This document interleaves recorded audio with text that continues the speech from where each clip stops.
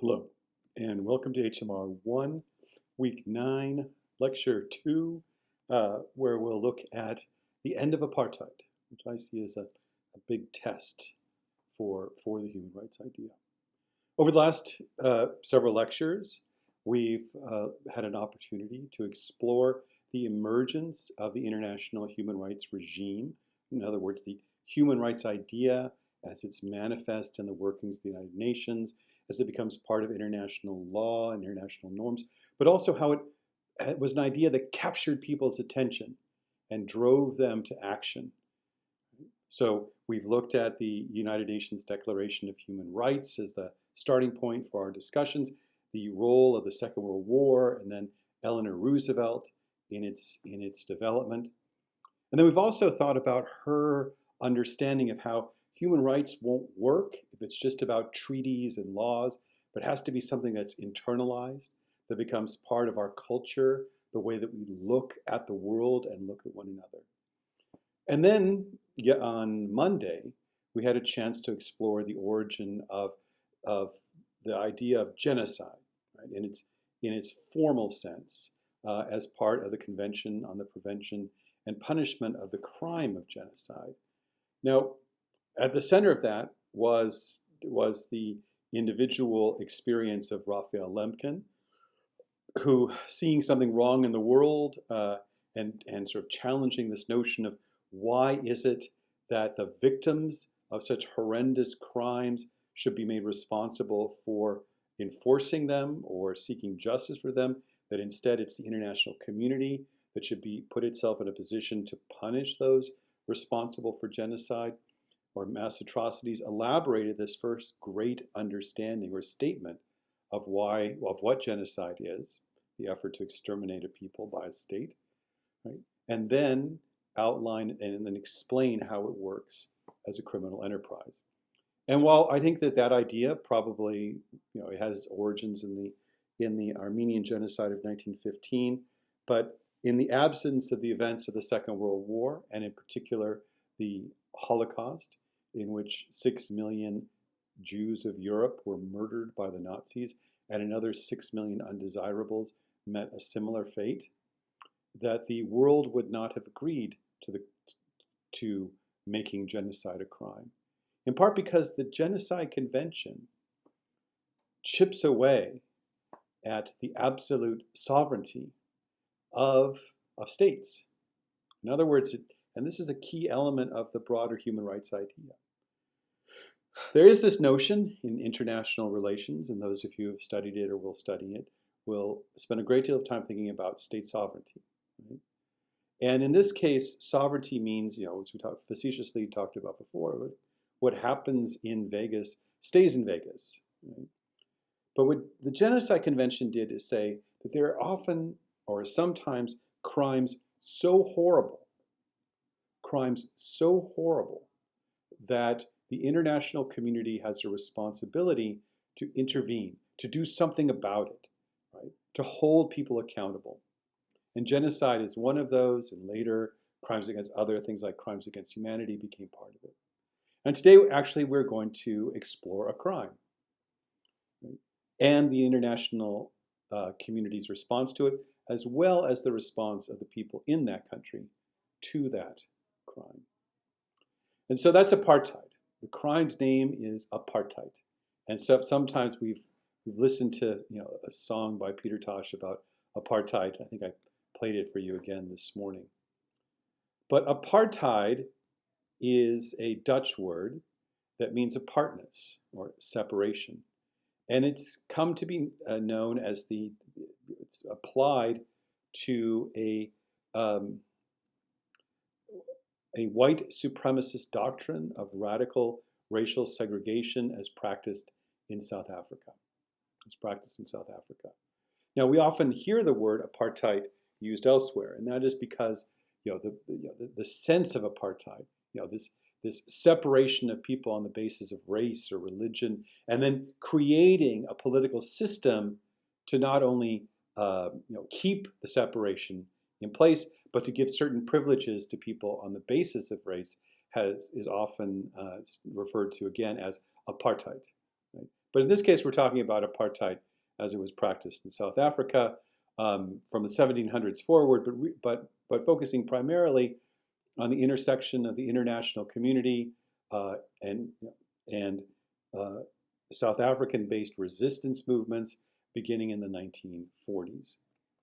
And I like for us to explore apartheid in this class, in part because it has echoes in everything we've done so far, from race to enslavement to colonialism, settler colonialism, violence and resistance to colonialism, and now this added layer of an international response that views apartheid not just as a political system, an errant political system, but rather as a crime. So, uh, and also, and, the ending of apartheid. The ending of apartheid is a demonstration of the effectiveness of the human rights idea, not just in bringing about a relatively peaceful end to a terrible political system, but also human rights is the basis for the building of a post-racial, or at least non-racial, community where it has all sorts of normal country problems, but apartheid is not one of them. So ending apartheid and creating a new non-racial South Africa was constituted a world historical elimination of an entire category of human rights violations. And in it, it demonstrated how effective the international community can be in driving these kinds of change, and supporting international rights movements, official movements like government to government, intergovernmental operations, primarily at the UN, but the possible role of non-governmental organizations, arts, music, and then forms of boycott and sanction. And as I reflect on my own sort of interaction with the anti-apartheid movement, it was for me in the 1980s and 1990s what the Black Lives Movement is for you now. It was in many ways an all-encompassing way of rethinking the world, and it demanded our attention because there were so many ripple effects of sort of finally being able to look at racism globally in terms of understanding the implications of racism locally. So, also, I have a note here that says, we need a class on African human rights. So if you're so moved, please write a note to Dean Ari Kelman saying, we need a course in human rights in Africa. All right. So apartheid. Apartheid has its origins in the Dutch settlers in South Africa who date from the 1600s, when the sort of these religious dissenters, the Pilgrims, were showing up in Massachusetts in the 1600s. There were similar Dutch settlers, often, and Protestant French settlers who, instead of going to North America, were making the same journey but to South Africa, where they established themselves and used their superior firepower to enslave and create the sort of rough outlines of an apartheid system. Fast forward a couple hundred years, the British government conquers South Africa, taking it away from the Dutch and the Boer settlers, in part because it needed to find a place that was sort of halfway between Great Britain and India. Again, colonialism driving part of this discussion. And it was this establishment of British hegemony over South Africa, which began to transform South Africa from a collection of Dutch states, mini states, and sort of very little organization, but a fairly, I think, kind of brutal society and brutal interaction between the Dutch settlers and the local Africans, into what resembled a modern colonial state. And there's a lot of parallels between South Africa and Algeria that we can make. So the 1930s, Great Britain oversaw the larger democratization of South Africa, and you have to put democratization in quotation marks, because what it really meant was there was an expansion of voting rights and the franchise to white South African men. black men, or let alone black women or white women, were not allowed to participate politically. And you've heard a little bit about this before because Gandhi Gandhi had his political start in South Africa, where he first encountered discrimination against South Asian members of the South Asian community. It's important to note that in South Africa, the racism and apartheid wasn't just on the basis of white and black. Right? It was on the basis of white, black, Indian, and other. So after in the 1930s, sort of conservative, racist politicians begin to take over the South African government, and by the end of the Second World War, which many South Africans sided with Nazi Germany in the Second World War, established a more formal apartheid regime of segregation, and it was built around Canada's 1870s Indian Segregation Act.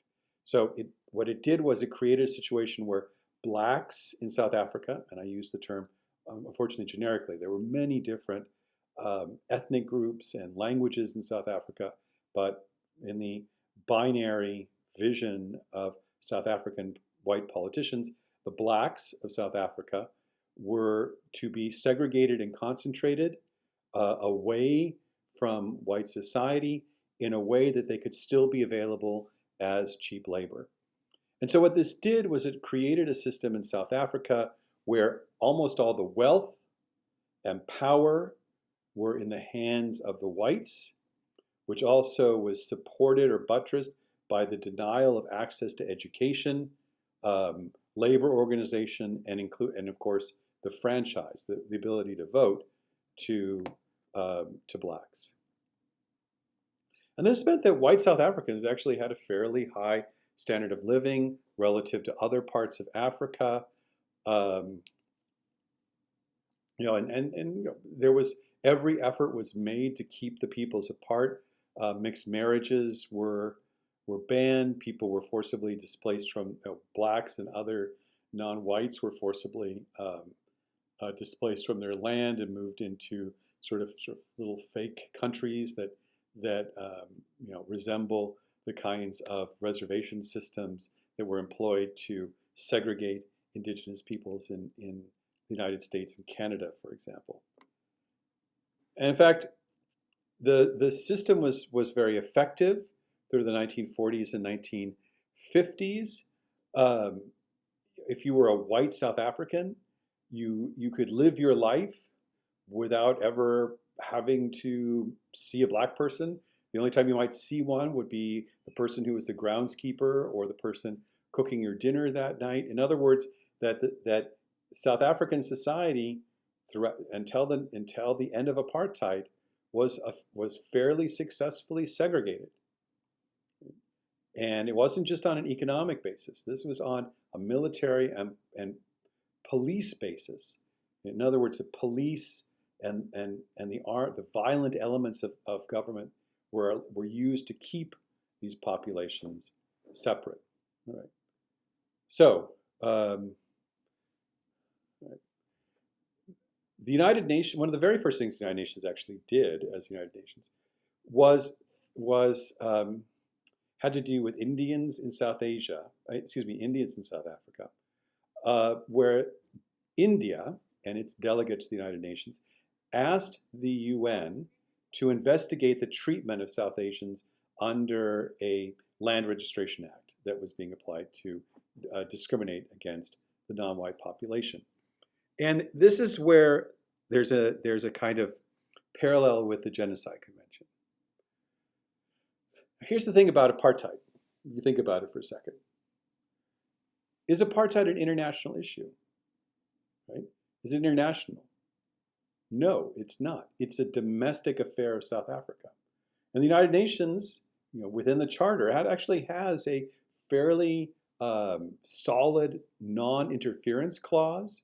In other words, that you're not supposed to interfere in the internal affairs of other states.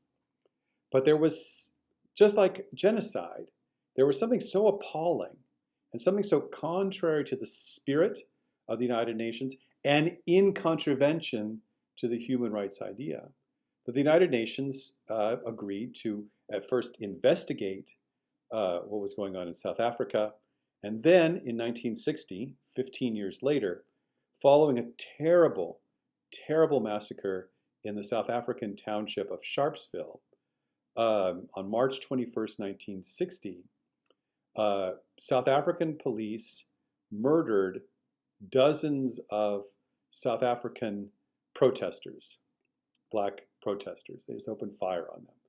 And this really, it sort of shocked the conscience, right? There had been enough sort of criticism, emerging criticism of South Africa, but also by 1960, those of you who remember what was happening in our previous section, by 1960, the United Nations had changed. 1960 was the moment when many new colonial countries, including African countries, joined the United Nations and saw a great deal of value in approaching the situation in South Africa as a kind of decolonization issue.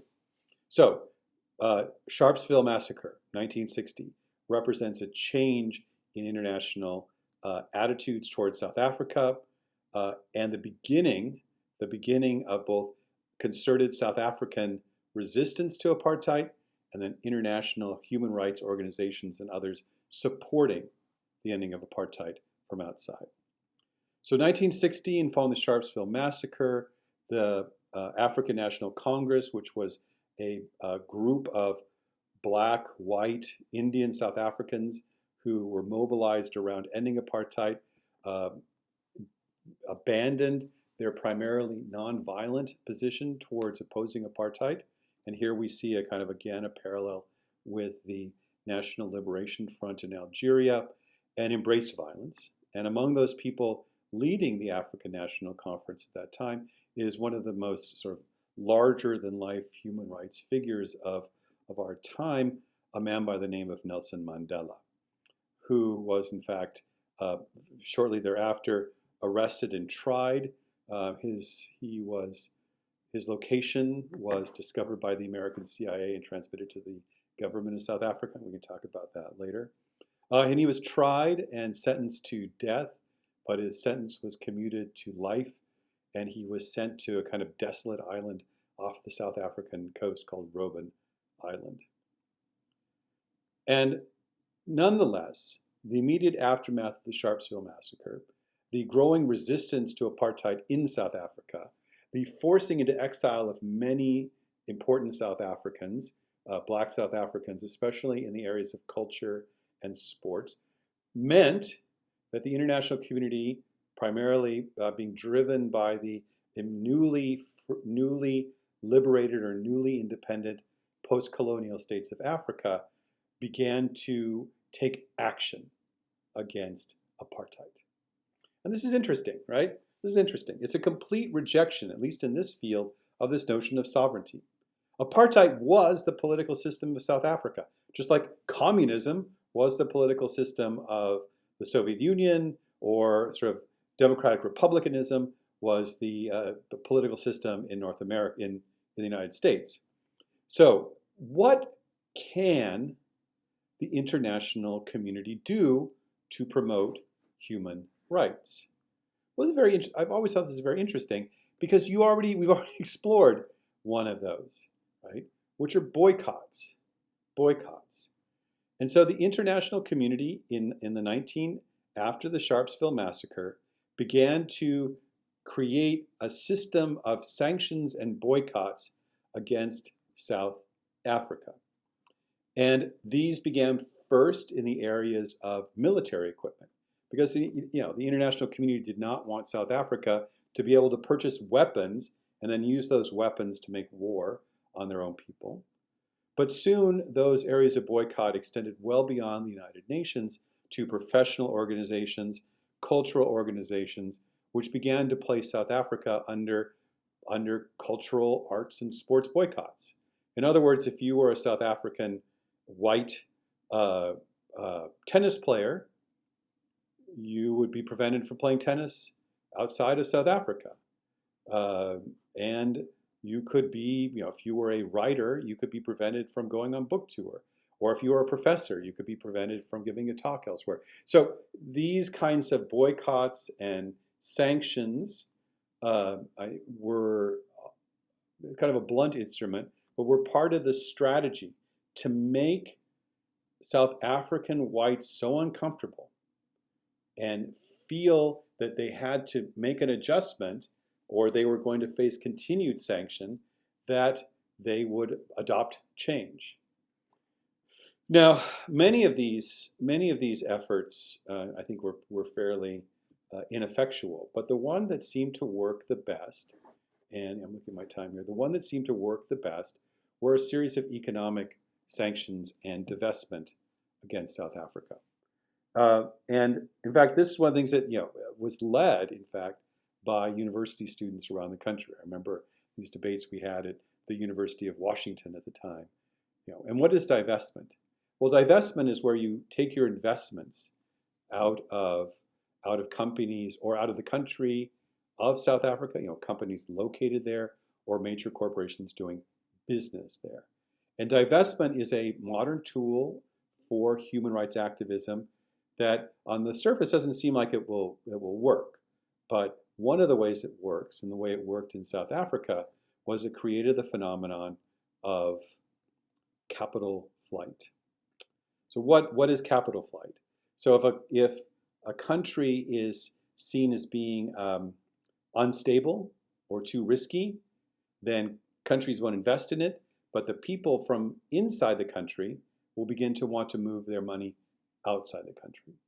So the various sanctions movement, divestment movement, including those of the University of California, did have an effect on South Africa. But South Africa was also a fairly big country with a vigorous, it had its own economy. It had a very sort of a very prosperous middle class. And one of the reasons why South Africa was able to withstand these international sanctions for so long is because the United States often didn't support them. And the US didn't support them, and this is one of the great failures of the human rights system, is that the US didn't support South Africa because the United States was afraid of the emergence of a black South Africa that might side with the Soviet Union against the United States. And so the United States opposed this for many, many years, any kind of major sanctions on South Africa. But after 1989 and the collapse of the Soviet Union, that was no longer an issue, and the United States really moved to the forefront of supporting the anti-apartheid movement. So how did apartheid end? South Africa was becoming crippled economically. The United States and its other allies were abandoning it in the wake of the Cold War. And so the leadership of South Africa reached out to their former enemies and began to negotiate a peaceful transition. So this makes South Africa so different and such a testament to the transformation of the post-colonial era that, Algeria, there wasn't a negotiated, peaceful negotiated transformation of leadership that might have allowed many of the French and others to remain and be citizens of Algeria.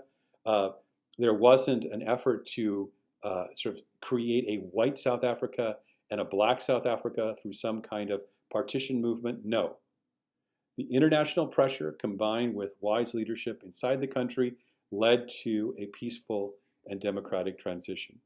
And the most important part of that was the release of Nelson Mandela in 1993, and then the creation of a transitional government in South Africa with negotiations that then sort of gave way to an election where on April 27, 1994, 20 million South Africans voted, and the formerly banned political party, the African National Congress, took over.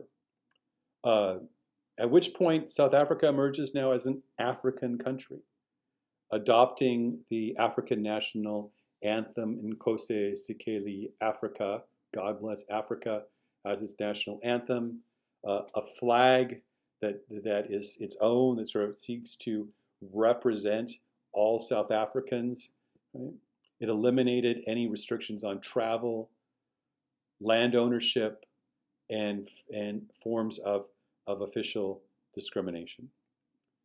And through this, and I think what's also interesting, is that the struggle against apartheid in South Africa helped mobilize political activists throughout the world who learned a great deal from that experience and have now taken the tools of boycott, of sanction, of divestment, but then also some of the techniques of opposition, including collaborating with artists and using artists to help raise awareness.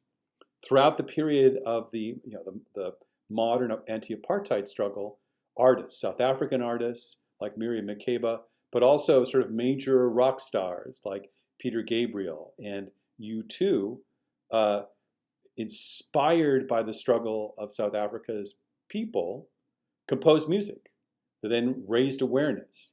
And that raised awareness helped to create additional pressure on the international community to then pressure South Africa. And so I put in the Slack channel a couple of those songs, including the famous U2 song, Silver and Gold, and Peter Gabriel's Biko. So I encourage you to take a listen to those. And there's a marvelous film that I've also put a reference to in the Slack channel for the TAs to share with you. It's not required, but if you have a chance to watch it, Amandla, it's available there on Canopy, and it is absolutely a wonderful account of the role of music in resistance to South Africa. So I look forward to your questions and discussions and discussion. Thank you.